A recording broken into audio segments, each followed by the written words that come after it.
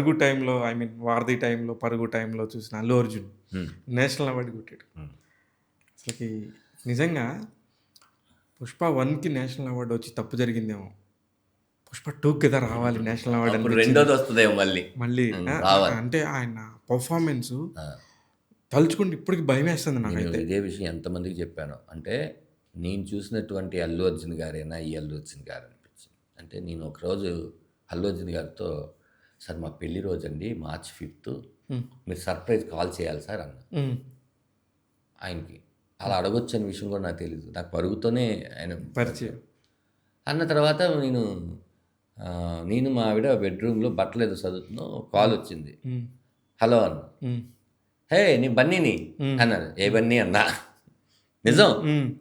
హే నేను బన్నీనే, ఫోన్ చేయమన్నావు కదా విష్ చేయడానికి, మీ ఆవిడ విష్ చేయమని.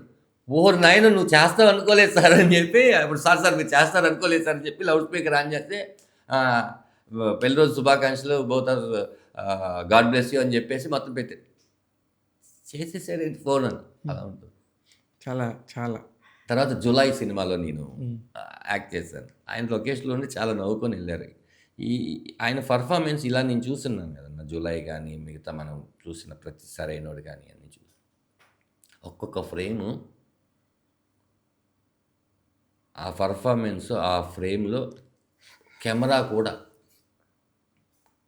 క్యాప్చర్ చేయాలి ఇతన్ని అంత ముద్దుగా చేశాడు. సూపర్.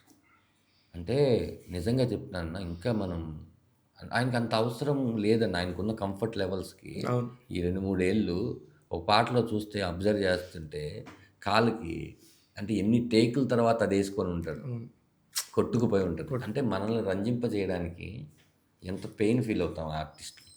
పుష్పతో మీరు అన్నట్టు పుష్ప 2కు కూడా మళ్ళీ ఆయన డిజర్వ్ ఖచ్చితంగా రావాలి మనం కోరుకుందాం.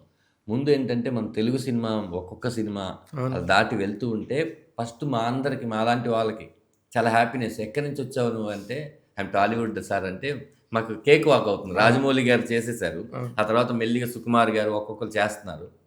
మనకి ఇప్పుడు హనుమాన్ సినిమా అంత దూరం వెళ్ళడానికి కూడా రీజన్ మన బాహుబలి, ట్రిపుల్ ఆర్ కదన్నా. కాబట్టి మన 100% రాజమౌళి గారు.